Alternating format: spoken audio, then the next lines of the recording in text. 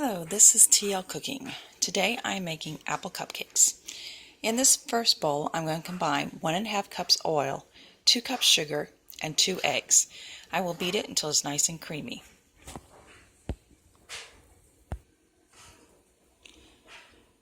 So in this bowl, I have sifted 2.5 cups flour, 1 teaspoon of baking soda, half a teaspoon salt, and 1 teaspoon of cinnamon.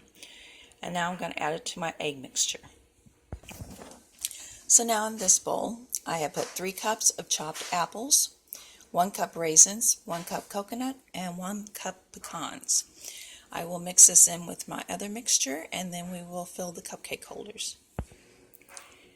Once you put them in the cupcake holders, they need to bake for around 35 minutes at 350 degrees.